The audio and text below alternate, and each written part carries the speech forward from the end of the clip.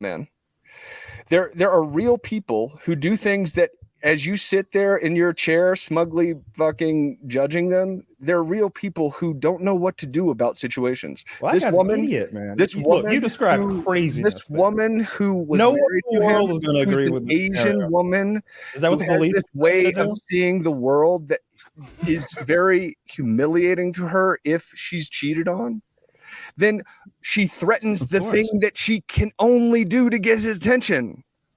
And for you to be so smug and to laugh it off, these are real. I'd rather be smug than a mother who threatens the lives of her children. Well, I think one's better than the other. You don't have to be one or the other. You're defending the child killer. I'm not defending anyone. I'm telling you this is the way people are. Serotonin reuptake inhibitor, it's stuff like Prozac, Wellbutrin. Oh. We were asking the guest how often he did LSD, and he kept talking around the question. He's like, well, as much as you need, you gotta therapeutically dose your. I'm like, how much do you do? How often? And what he wanted, it's like every day for the last 30 years or whatever is what he wants to say or what he can't say. That's why he's fucking weird like that. I feel like he's given LSD a bad name because I had such a who was your guest? We had some guy who killed his family on a few weeks ago, and he fell asleep. My God, Jesus Christ, dude! I after we got off, I was talking to my girlfriend. She said, and I'll tell it this way. That way, you'll learn who the guest is too. She said, "Who's guest tonight?" And I was like, "It was this guy who fell asleep at the wheel and had a car accident, and his wife and unborn child were killed." And she goes, "Oh, so he killed his family?" And I went, "Ooh, shit! I didn't even think about it like that until you just phrased it that way." I didn't think about it like that until you texted me later that night. I was like, sad. "Oh, that's a horrible way to think about it." It's one of the saddest. Even that it was the 364th day of their relationship or their marriage. I can't remember which. Their marriage. It was she died on their anniversary, pregnant with their child. Yeah. So then the guy just did LSD and mushrooms and other drugs to try to deal with the guilt and everything else from that. But he was wacky. He had hurt his brain, clearly. Yeah. If you do too many of those psychedelics, you really do fuck yourself. I know I mentioned him on the show, the Fire Poi guy that I used to know back in the day. That dude has really messed with himself through enormous doses of mushrooms and LSD. That shit is true. That like if you do a fuck ton of that stuff for a long time, you literally enter your own world where you are incapable of articulating your inner thoughts in a way that's cohesive to anyone but yourself. Yeah, that doesn't like, and you're just like relaying subjective experiences in your brain in a way that like, and all of it comes down to like, well, you haven't experienced it, so you won't get it. It's like, well, but if you're an expert in this, you should be able to articulate it in a way that I can garner what you're saying. Like as someone who hasn't experienced it. Describing marijuana incredibly hard. Marijuana and opiates and things like that, the highs like that right afterwards, I always feel like, or even alcohol, after the high goes away, I'm like, ooh, I want to do that again. I want to make it that strong again. Let's see how much it takes. And that's a bad thing. But with LSD, the next day I was thinking, oh man, that was wonderful. They say it takes a full month to get my brain chemistry right so that I'll have the same wonderful experience again. I don't want any diminishing returns from this. And I was fully happy to have to wait however long it took, at least a month. Like I didn't feel like I could be addicted to Do you LSD. build a tolerance to with LSD? ketamine? Something interesting. Like, so they call you susceptible to new ideas, right? Like you're reprogramming your head and you like it's depression or whatever it is your mission is. And they call it neuroplasticity, right? Which basically is just an open to new ideas. And you take it every week on a schedule. And the idea is that you just spend the next 5 weeks or so open to new ideas, and it's supposed to be somewhat lasting, and you're impressionable. So just reminded me of that when Kyle said it takes a month to fully reset. Like, okay, yeah, on ketamine, they use that to their advantage. Yeah. Makes sense. Yeah. I loved LSD. So I hated that he was a kook, and he was kind of the LSD guy. And that was so wacky, that whole thing. Anyway. That was so fucking funny when you just started fighting with that guy, and then Woody came back and like didn't know what he came back to and was like, anyway, what kind of monkeys did you see in Costa Rica? Just trying to get it back scam to monkeys. And then Woody would like, dude, that was so funny. Like I remember Woody and I so many times tried to like say something to like come to the table with him where he would be like Woody would be like, but these internal thoughts, they're causing me stress and this and that. And he'd be like, it's not real. That's not real. And it's like, yeah, but it's real to Woody. And so it's manifesting in his brain and impacting his behavior. So what's more real than that? It's not real. And it's okay. And it's like, what are we talking about? What are we talking about here? Are you calling me a liar? I feel like you're calling me a liar right now. I feel like you're laughing at me. Kyle, you're just fucking smug, you prick. I feel like there's something too, like accepting what's around you and being okay with it and at peace. He took that to such an extreme. It was like nothing was ever worth working on. Just have peace with what is. Yeah. Do you remember? And Taylor's like, what if you're 200 pounds overweight? Who's to say what's good and bad? Just be okay with what you are. And it's like, but there's self-improvement's a real thing. You can improve your physical health, your financial health, your like emotional health, or like there are things you can work on and get better. And he was just okay with accepting whatever you had. Do you remember the part where like he literally in one of his monologues was like, so maybe you start drinking all the time. It's okay. You'll get through it. Maybe you start doing cocaine all the time. You'll get through it. And I want to be like, or you die. Or you die because you overdose on fucking fentanyl because you thought it was cocaine and it wasn't. And you leave behind your family and your friends in a very painful, upsetting thing because you did fentanyl on accident. Like what? Like it's okay. What are you're crazy.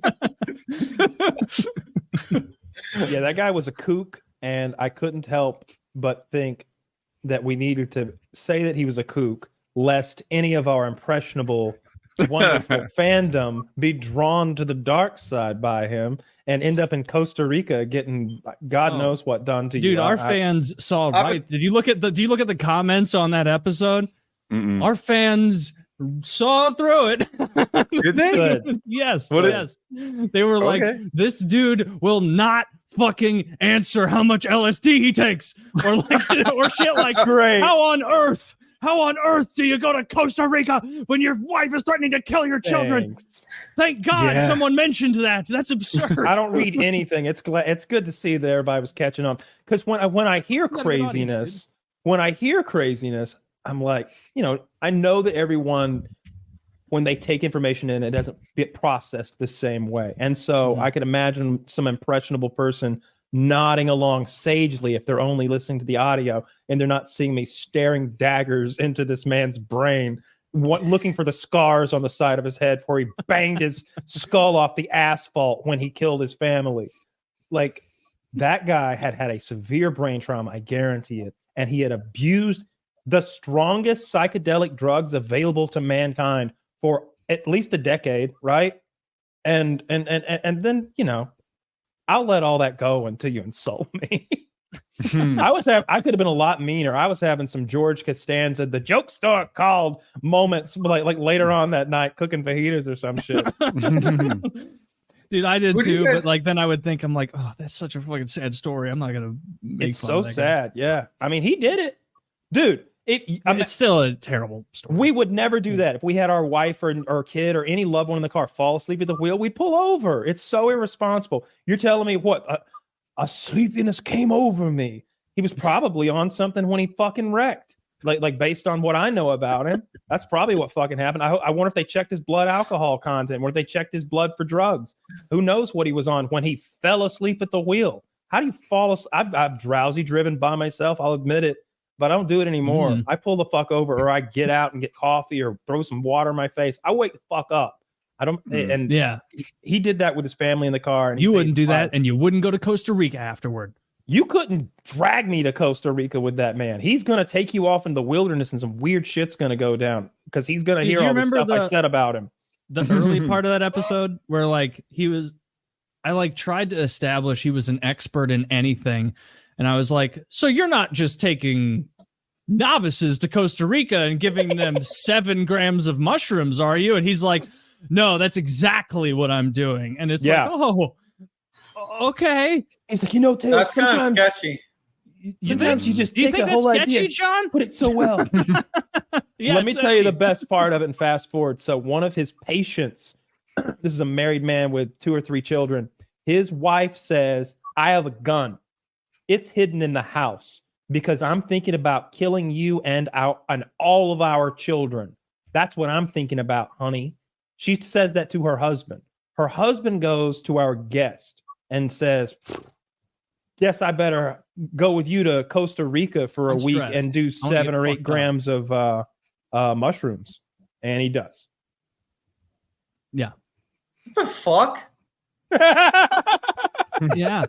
And I remember him spinning it as like, and in the end, the kids didn't get killed. And it's like, that has nothing to do with your trip to Costa Rica. Yeah. Nothing. Not even tangentially related. The wife was bluffing. And I was blown. She didn't I remember when we came back around to that story and I kept being like, I kept just basically just laying it out like we just did. You're smug ass. And being exasperated by it. And him accusing me of calling him a liar and making the story up. And what I should have said is, sir, why would anyone make that story up about themselves? Do you realize what a loon you look like if everything you just said is true? That's what I should have said. But it didn't come to me at the time. What I was said was like, no, I believe you. Although this is the 3rd time you've like acted like I'm calling you a liar. So now I'm starting to not believe you a little bit. Like you're fucking crying.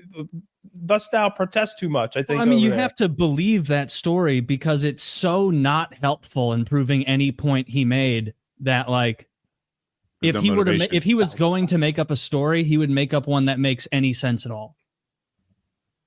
What do you know? If that is your best story, to like how helpful. I'm going the other way. I think he's cool.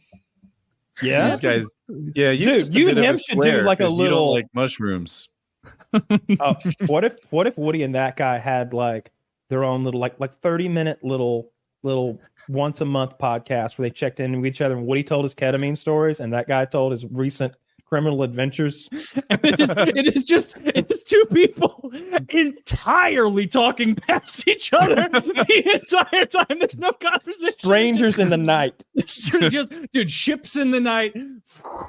Just right. I had a hard time getting him to answer anything. Like I was curious. All right, for all his faults, he's a subject matter expert on these psychedelics, or at least from a user perspective, not a doctor perspective. And I wanted to hear like, what's your approach? What's your setting? What do you do? How do you, when you guide novices through this, are you on drugs or are you the sober person there who's sort of like just coaching everyone? I couldn't get answers or really questions out during that. He dominated the airwaves. He was his brain was ruined. His brain was ruined because of the drugs. Look, I love drugs, but enough is enough at some point. God damn, dude. Like you're ruined. You can't carry on a conversation anymore. I think I wonder what all right, sorry. He was on drugs during the show. So we don't know what sober him is like. Maybe it's coherent. He was hold up. Didn't you guys said he's been on it for 30 plus years, or is that a different guy? We don't really know. He wouldn't really tell us exactly how long. So if he was offered drugs, he might be even more crazy because he's dependent on it. Yeah, I think Zach's correct too. It's what I've been thinking as well, that he hasn't been sober since his wife died. I remember him saying he did DMT. Well, I mean, that's just our presumption, I think. But that's crazy. It's likely. That'd be a long time to go. It seems likely. He seems to have a never-ending supply of hallucinogens. Maybe. But where? I didn't consider that. Where does someone have it? Dude, you could have hooked up with him. You could have been your guy. Yeah, that guy was scary. Don't fucking ride shotgun with it. If you do go to Costa Rica, don't fucking hop in the car with him. That's all I'm saying.